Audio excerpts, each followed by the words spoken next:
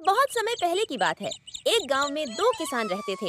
एक का नाम था मोहन और दूसरे का नाम सोहन। दोनों बचपन के अच्छे दोस्त थे। उन दोनों के बीच गहरी दोस्ती थी। मोहन एक बहुत ही मेहनती किसान था, जो हर दिन सूरज उगने से पहले अपने खेतों में काम करता था। दूसरी ओर सोहन थोड़ा आलसी था और अपना ज्यादातर समय आराम करने और गपशप करने में बिताता था। अनुराधा, मैं खेतों पर जा रहा हूँ। तुम मेरा खाना बांध दो, वहीं पर खा लूंगा। आज खेतों पर थोड़ा ज्यादा समय लग जाएगा। जी, मैंने आपका खाना पहले से ही बांध दिया है। अभी लेकर आती हूँ।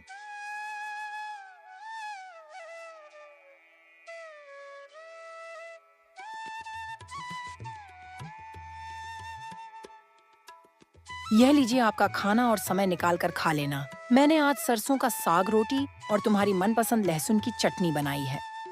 अच्छा ठीक है, अब मैं जाता हूँ। तुम बच्चों को स्कूल छोड़ आना। जी, आप बच्चों की बिल्कुल चिंता मत कीजिए। मैं उन्हें स्कूल छोड़ आऊंगी। आप बस अच्छे से सारा काम निपटा कर जल्दी घर आ जाना।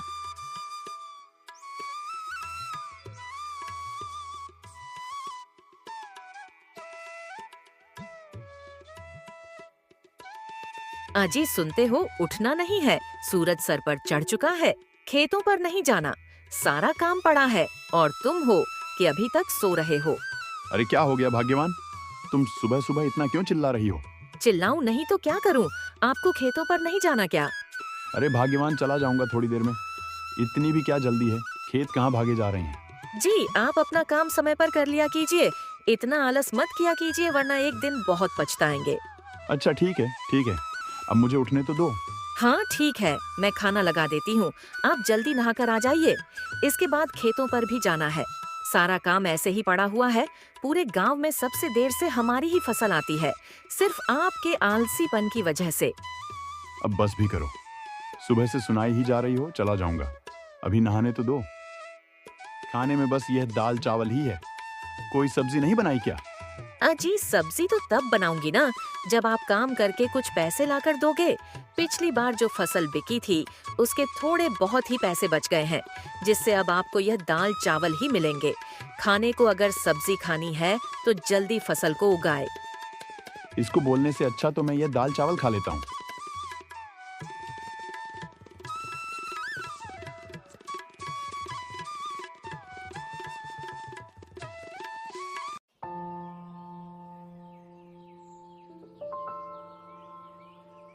अच्छा ठीक है, तो मैं खेतों पर जा रहा हूँ।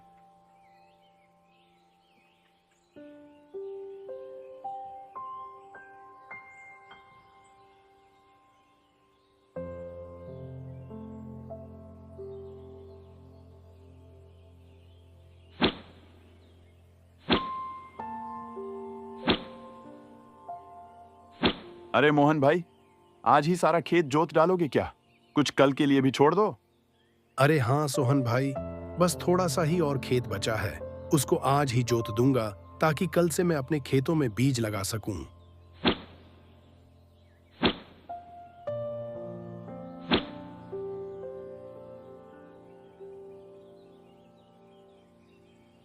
कितनी कड़ी धूप है।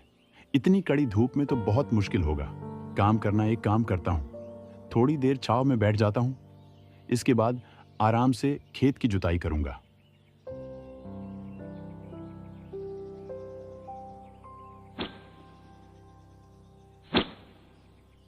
भूख लग गई, चलो पहले कुछ पेट पूजा कर ली जाए, फिर दोबारा से जुताई का काम शुरू करूंगा।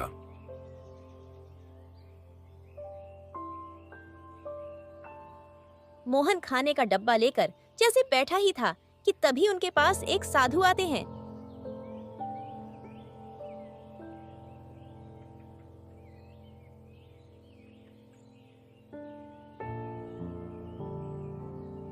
अरे बेटा, बहुत भूख लगी है।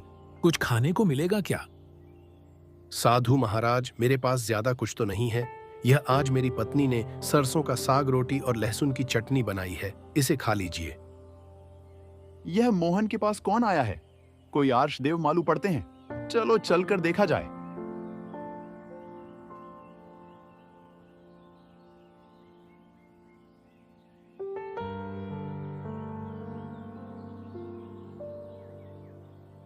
प्रणाम साधु महाराज। खुश रहो बेटा। तुम्हारा कल्याण हो। महाराज, मैंने आपके लिए आसन लगा दिया है, आप यहाँ बैठकर खाना खा लीजिए। पर तुम क्या खाओगे? अगर मैं तुम्हारा खाना खा लूंगा तो? बाबा, आप मेरी चिंता मत कीजिए, थोड़ी देर बाद मैं घर पर जाकर खा लूंगा, जब तक आप इसे खा लीजिए। साधु महाराज, मेरी पत्नी ने भी आज दाल चावल बनाए हैं। बहुत ही स्वादिष्ट खाना बनाती है, यह लीजिए।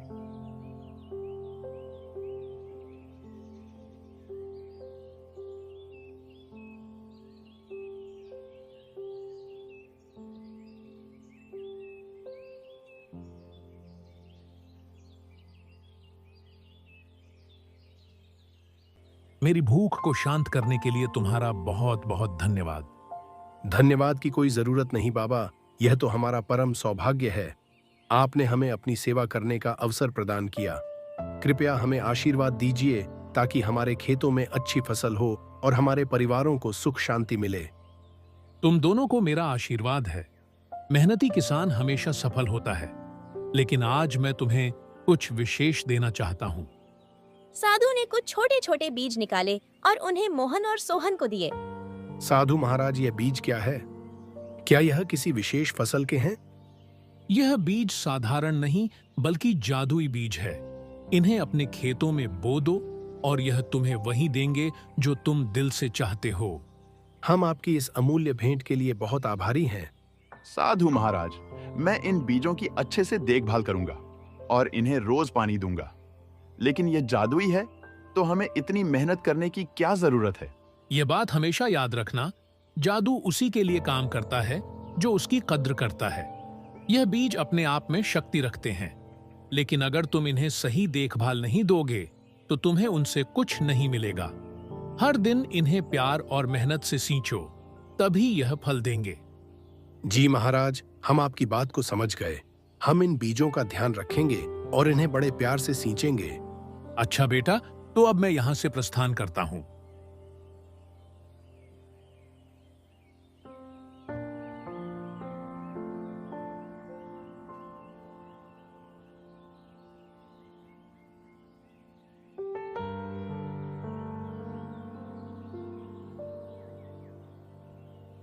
साधु से जादुई बीज प्राप्त करने के बाद मोहन और सोहन अपने अपने घर लौट रहे हैं।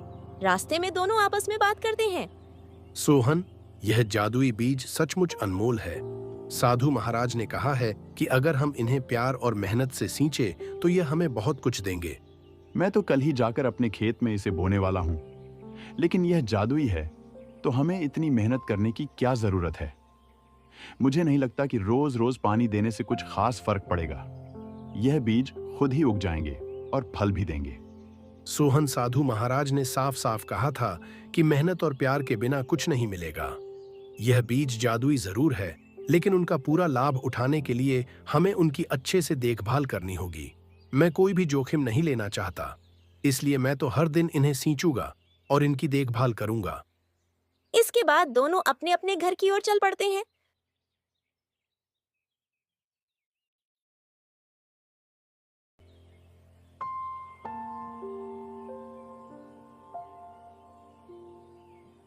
दोनों घर पहुंचकर सारी बात अपनी अपनी पत्नियों को बताते हैं।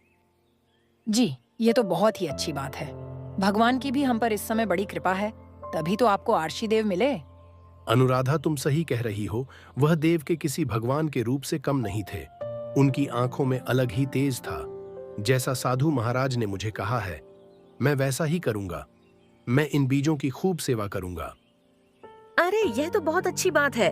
अब हम बहुत मेहनत करेंगे और बहुत अच्छी फसल लगाएंगे और उससे हमें बहुत सारे पैसे मिलेंगे। जी, आप बस इंतजार मत करिएगा, कल सुबह ही जाकर इनको लगा देना। हाँ भाग्यवान, ये बीज कहीं भागे नहीं जा रहे हैं। कल सुबह जाकर इन बीजों को खेतों में लगा आऊंगा मैं। आज खेत में थोड़ा ज्यादा समय बिताऊंगा। साधु बाबा ने जो जादुई बीज दिए हैं उसे आज मैं खेत में बोने जा रहा हूं। मुझे लगता है अगर हम इस बीज की अच्छे से देखभाल करें तो हमें बहुत लाभ मिलेगा। ये तो बहुत अच्छी बात है। आप जल्दी जाइए और यह लीजिए, आपका खाना समय निकाल कर खा लेना। अरे आप अभी तक सो रहे हैं। आज खेतों में बीज रोपाई करनी है और आप अभी तक सो ही रहे हैं। चलिए जल्दी उठिए, आपने बताया था ना कि साधु महाराज ने आपको जादुई बीज दिए हैं। चलिए अब जल्दी उठिए। अरे हाँ हाँ भाग्यवान, उठ रहा हूँ, मुझे सब याद है। तुम क्यों मुझे बार बार याद दिला रही हो? जी, आप ऐसे निश्चिंत होकर सो रहे हैं, मुझे लगा आप सब भूल गए होंगे। नहीं, मैं कुछ नहीं भूला हूँ, मुझे सब याद है। तुम खाना लगाओ, मैं तैयार होकर आता हूँ।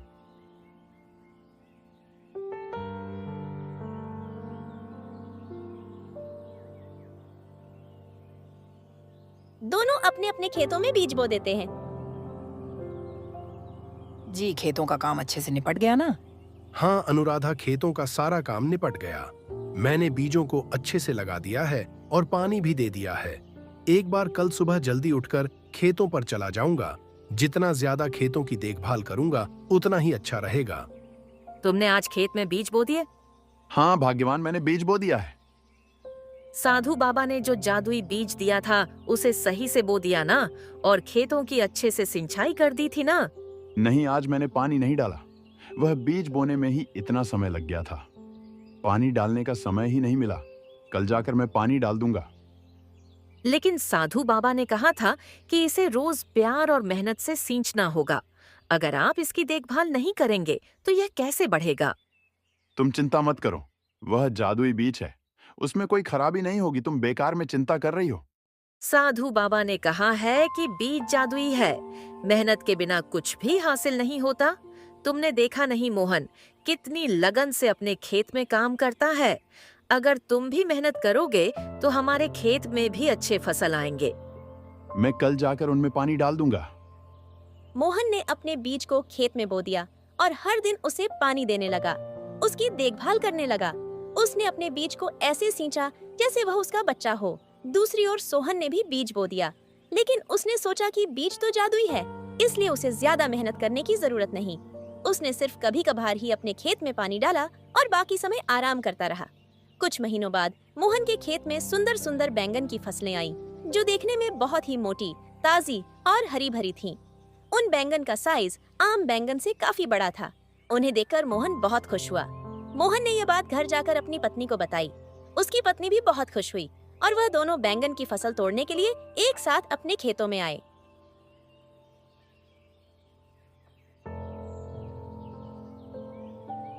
जी सच में, ये तो बहुत ही सुंदर बैंगन की फसल आई है। इतने बड़े बैंगन तो मैंने आज से पहले कभी नहीं देखे, और ये देखने में भी कितने सुंदर लग रहे हैं। चलिए, इन्हें तोड़ लेते हैं, फिर आप इन्हें बाजार में बेच आना। दोनों बैंगन की फसल तोड़ने में लग जाते हैं और देखते ही देखते उनकी टोकरी बैंगन से भर जाती है। जब उसकी पत्नी बैंगन की फसल की तरफ देखती है तो जिन फसलों से उन्होंने बैंगन तोड़े थे वहाँ दोबारा से बैंगन लग गए थे। जी देखिए, यह क्या हुआ। अभी हमने इन फसलों से इतने सारे बैंगन तोड़े थे, यह देखिए इनमें दोबारा से बैंगन आ गए। यह तो सच में जादुई बीज है। लगता है इनकी फसलें कभी खत्म नहीं होंगी। हाँ अनुराधा, ये तो सच में जादुई बीज है। अभी तो हमने इतने सारे बैंगन तोड़े थे और फिर से इतने सारे बैंगन आ गए। हाँ जी, हमारा तो भाग्य ही चमक गया। अब तो हम इन बैंगन को बेचकर बहुत सारे पैसे कमाएंगे।